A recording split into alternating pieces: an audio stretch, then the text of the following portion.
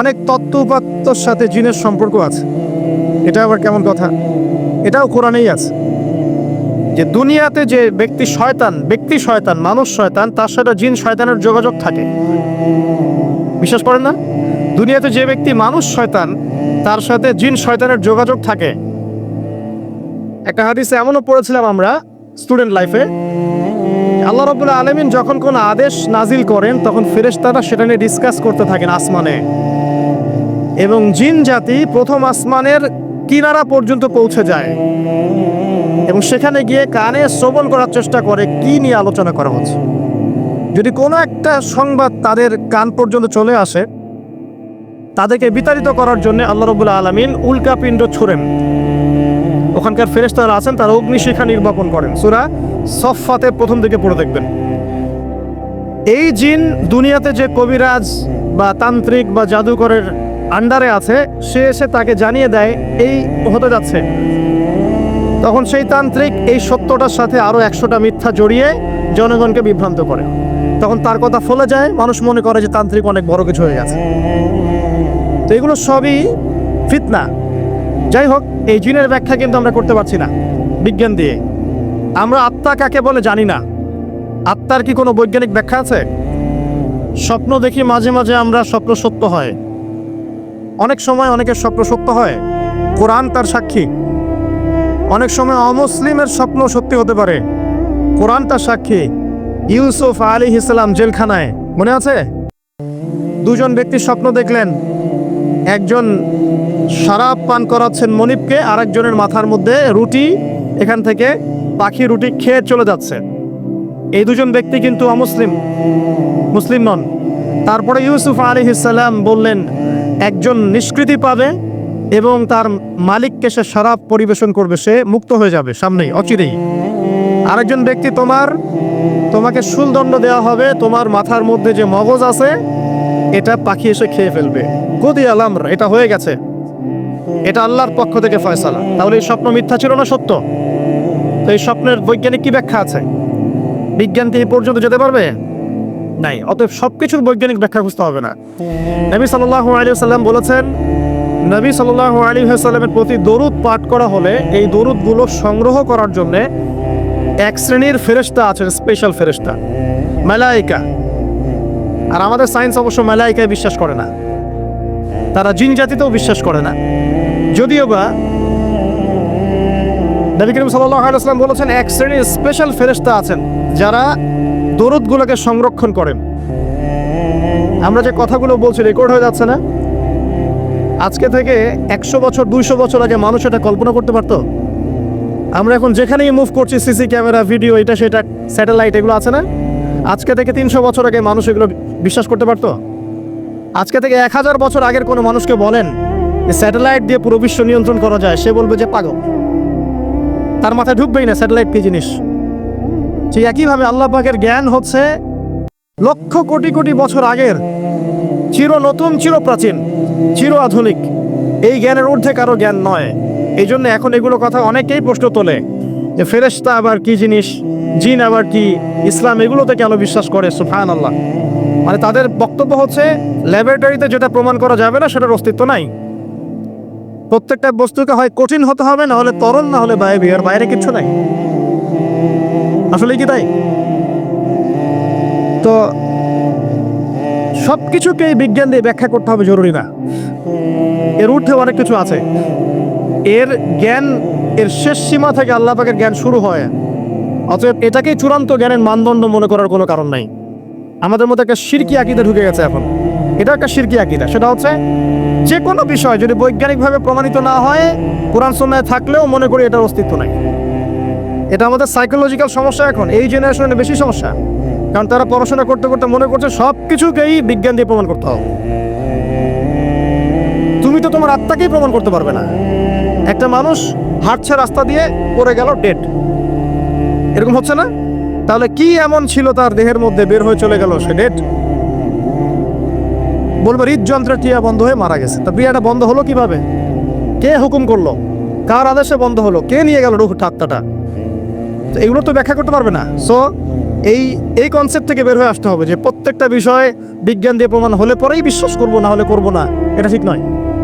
কোরআন এবং সুন্নাহ যা আছে এটা চূড়ান্ত, এর বাইরে যা আছে এটা যদি কোরআন সুন্নাহর সাথে মিলে যায় আমরা গ্রহণ করব, কোনো সমস্যা নেই। কিন্তু না মিললে আমরা পশ্চিমকালও সেটা মানতে রাজি নই। আসুন, নবী করিম সাল্লাল্লাহু আলাইহি ওয়াসাল্লাম বলেছেন এক শ্রেণীর স্পেশাল ফেরেশতা আছেন, মালায়েকা, নূরের তৈরি, আলোর তৈরি, আলো দিয়ে তৈরি, নূর দিয়ে তৈরি, যারা নিঃসন্দেহে আলোর বেগের চেয়ে বেশি বেগে ভ্রমণ করতে পারেন, নিঃসন্দেহে। আচ্ছা, তো তারা স্পেশালি এই দরুদগুলোকে সংগ্রহ করেন, দরুদ এবং সালাম এটাকে সংগ্রহ করেন, করে নবী সাল্লাল্লাহু আলাইহি ওয়াসাল্লাম পর্যন্ত পৌঁছে দেন।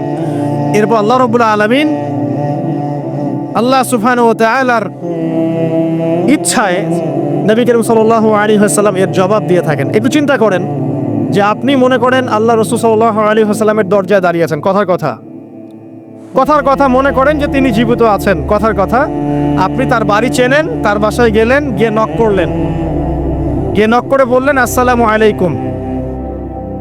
এবার নবী সাল্লাল্লাহু আলাইহি ওয়াসাল্লাম ভিতর থেকে আপনাকে বললেন, কথার কথা ধরে নেন যে ওয়ালাইকুম আসসালাম। এর অর্থ কি? ওয়ালাইকুম আসসালাম অর্থ কি? আপনার উপরেও শান্তি বর্ষিত হোক। আচ্ছা, আবার মনে করেন আপনি বাসার ভিতরে আছেন, আপনার বাসায় নবীজি এসেছেন সাল্লাল্লাহু আলাইহি ওয়াসাল্লাম, কথার কথা। এবার তিনি আপনার দরজায় নক করছেন, নক করে বলছেন আসসালামু আলাইক, তোমার উপর শান্তি বর্ষিত হোক। তো নবী সাল্লাল্লাহু আলাইহি ওয়াসাল্লামের এই যে দোয়া, তোমার উপরে শান্তি বর্ষিত হোক, এটা যে যত বেশি পাবে তার জীবনটা তত সুন্দর হবে না? অতএব যে ব্যক্তি যত বেশি দরুদ পাঠ করবে, যত বেশি সালাত প্রদান করবে নবী সাল্লাল্লাহু আলাইহি ওয়াসাল্লামকে, ইনশাআল্লাহ তাআলা সে সচ্ছল হবে, টেনশন ফ্রি থাকবে, সুখে শান্তিতে পৃথিবীতে বসবাস করবে ইনশাআল্লাহ। আর সুখ বলতে আমি শুধুমাত্র চাকচিক্য বোঝাচ্ছি না, বাড়ি গাড়ি স্ট্যাটাস বোঝাচ্ছি না। সুখী হওয়ার জন্য টাকা যথেষ্ট না। অনেক সময় দেখবেন কোটিপতি মানুষ সুখী নয়, একজন ভ্যান চালক সুখী। সুখ টাকা দিয়ে কেনা যায়? সুখ বলতে মনের সুখকে বোঝানো হচ্ছে। আল্লাহ পাক আমাদেরকে বোঝার তৌফিক দান করুন। আমি যেটা বলতে চাচ্ছিলাম, জুমার দিনে বেশি থেকে বেশি নবীর উপর দরুদ পাঠ করতে হবে। কোন দরুদ পাঠ করব? একটা সংক্ষিপ্ত দরুদ আছে, পড়তে পারি আল্লাহুম্মা সাল্লি ওয়া সাল্লিম আলা নবিয়িনা মুহাম্মদ, এটা পড়তে পারি। আরেকটা আছে আল্লাহুম্মা সাল্লি আলা মুহাম্মাদিন ওয়া সাল্লিম, এটা সংক্ষিপ্ত। আর যদি আপনার সামনে নবীর নাম উচ্চারণ করা হয় বলবেন সাল্লাল্লাহু আলাইহি ওয়াসাল্লাম। অথবা সবচেয়ে সেরা দরুদ হচ্ছে দরুদ ইব্রাহিম, আল্লাহুম্মা সাল্লি আলা মুহাম্মদ ওয়া আলা আলি মুহাম্মদ কামা সাল্লাইতা আলা ইব্রাহিম ওয়া আলা আলি ইব্রাহিম ইন্নাকা হামিদুম মাজিদ। আল্লাহুম্মা বারিক আলা মুহাম্মদ ওয়া আলা আলি মুহাম্মদ কামা বারাকতা আলা ইব্রাহিম ওয়া আলা আলি ইব্রাহিম ইন্নাকা হামিদুম মাজিদ। এটা প্রথম আমল, জুমার দিনে করবেন। এছাড়া প্রত্যেক দিন সকালে 10 বার এবং সন্ধ্যায় 10 বার করে দরুদ পড়বেন। তাহলে কি হবে? ইনশাআল্লাহ তাআলা আপনি, আমি, আমরা সবাই কিয়ামতের মাঠে নবী সাল্লাল্লাহু আলাইহি ওয়াসাল্লামের সুপারিশ পেয়ে যাব ইনশাআল্লাহ।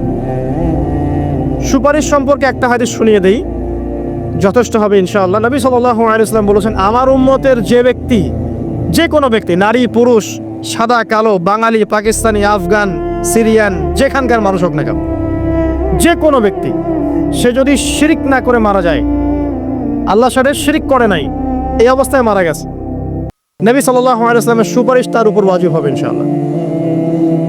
ইনশাআল্লাহ সে জান্নাতে যাবে যদি শিরিক না করে মারা যায়। অন্য যে কোনো পাপ আল্লাহ যাকে ইচ্ছা মাফ করতে পারেন।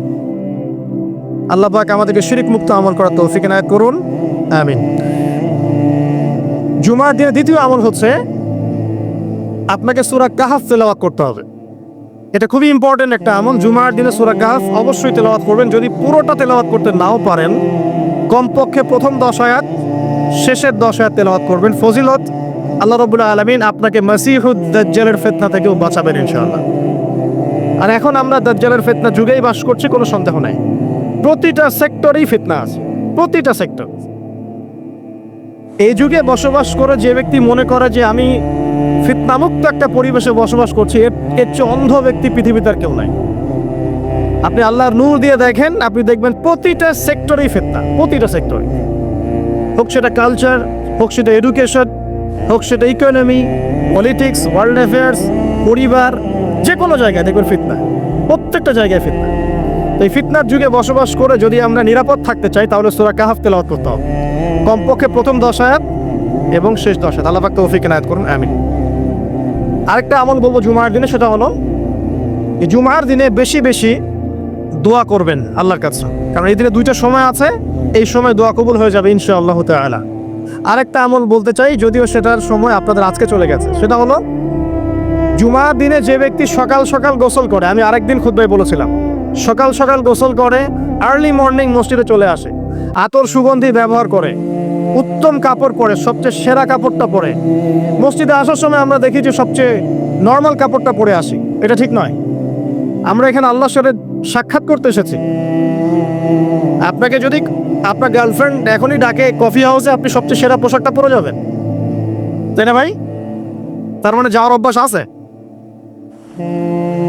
বা কোনো বিশেষ ব্যক্তি যদি আপনাকে ডাকে, এমপি হোক, মন্ত্রী হোক, বা কোনো ব্যারিস্টার, কোনো স্যার, কোনো জজ, আপনাকে একটা কনভারসেশনের জন্য ডাকলো, আপনি সবচেয়ে সেরা পোশাকটা পরে যাবে, তাই না? আপনার সামর্থ্য অনুযায়ী সবচেয়ে সেরা পোশাক পরতে হয় মসজিদে আসার সময়। খুযু যিনাতাকুম ইনদা কুল্লি মাসজিদ, আল্লাহ পাক বলেছেন প্রত্যেকবার যখন মসজিদে আসবে তখন সেরা পোশাকটা পরে আসবে। জুমার দিনে সবচেয়ে উত্তম পোশাক পরে আসবেন। আসার পর সকাল সকাল গোসল করে, সুগন্ধি ব্যবহার করে, পায়ে হেঁটে যে ব্যক্তি আসে এবং ইমামের এই যে কাছাকাছি বসে, ইমামের কাছাকাছি বসার পরে খুতবা মনোযোগের সাথে শ্রবণ করে এবং খুতবার মাঝখানে কোনো কথা বলে না, কাউকে ডিস্টার্ব করে না, এরপর ইমামের সাথে নামাজ আদায় করে, এই ব্যক্তির আমল নামায় যে নেকি লেখা হবে, নবীজি বলছেন সে যে প্রত্যেক পদক্ষেপ ফেলে এখানে এসেছে, তার বিনিময়ে, একটা পদক্ষেপের বিনিময়ে 1 বছরের নফল রোজা আর 1 বছরের নফল তাহাজ্জুদের নেকি তার আমল নামে লিখে দেওয়া হবে ইনশাআল্লাহ। এই কাজগুলো আমরা জুমার দিন খুব সহজেই করতে পারি। আল্লাহ পাক আমাদের জুমাকে মূল্যায়ন করার তৌফিক দান করুন। আর দেখবেন আমরা জুমাটাকে উপলব্ধি করি কিভাবে, এনজয় করি কিভাবে। এই দিনে বিয়ের অনুষ্ঠান, এই দিনে পার্টি, এই দিনে ডিজে, এই দিনে অমুক, এই দিনে সাউন্ড বক্স বাজতেছে, এই দিনে পিকনিক, এই দিনে বনভোজন। জুমার দিনের ফজিলতটা যে অনেক বেশি, এটা শয়তান আপনাকে দুনিয়ার চাকচিক্য দিয়ে ভুলিয়ে দিয়েছে। দুনিয়ার চাকচিক্য দিয়ে শয়তান আপনাকে জুমার ফজিলতটা ভুলিয়ে দিয়েছে। মনে রাখবেন, যত কাজ জুমার দিনের বাইরে, জুমার দিনটা হচ্ছে আমাদের সংস্কৃতি, ইবাদত করার সংস্কৃতি। একটা কথা মনে পড়লো, বলে ফেলি, যে একটা বিষয়ে মাথায় ঘুরপাক খেত সবসময় ছোটবেলা থেকে, যে আল্লাহ পাক ইসলাম কেন নাজিল করলেন, মানে ইসলাম আমাদেরকে দিয়েছেন কেন আল্লাহ রাব্বুল আলামিন। আমরা জানি এটা কমপ্লিট কোড অফ লাইফ, সব বিষয়ের সমাধান আছে, এভরিথিং ইজ অলরাইট, কিন্তু একটা মনের শান্তি পাওয়ার মতো উত্তর পাচ্ছিলাম না। উত্তরটা আমরা এই বয়সে এসে বুঝতে পারছি, সেটা হচ্ছে আল্লাহ পাক আমাদেরকে দ্বীন ইসলাম দিয়েছেন কি জন্য জানেন? যাতে আমরা জীবনটাকে উপভোগ করতে পারি, জানেন, যাতে করে আমরা জীবনটাকে উপভোগ করতে পারি এবং জীবনটা উপভোগ করে পরকালেও জান্নাত পেতে পারি। এখানকার প্রত্যেকটা হেদায়েত যেটা আল্লাহ দিয়েছেন ইসলামে, প্রত্যেকটা উপভোগ্য। দেখবেন আপনি ইসলামী পরিবার গড়েন, পরিবারটা আপনার সুকুন শান্তির জায়গা হবে। ইসলামী সমাজ গড়েন, সমাজটা শান্তির হবে। ইসলামী অর্থনীতি মেনে চলেন, দেখবেন আপনি ইকোনমিক লাইফে ভালো আছেন। ইসলামিক পোশাক পরেন, আপনি হ্যান্ডসাম থাকবেন। নবীর মতো ঘুমান, আপনার শরীর ভালো থাকবে। তার মতো খান, শরীর ভালো থাকবে। প্রতিটা বিষয় দেখবেন লাইফকে এনজয় করার জন্য দেওয়া হয়েছে। ইসলামের বাইরে গেলেই এমন কিছু আমাদের মধ্যে ঢুকে যাবে যেটা আমাদের দুনিয়াও ক্ষতি করবে, পরকালকেও নষ্ট করবে। আল্লাহ পাক আমাদের হেফাজত করুন, আমিন।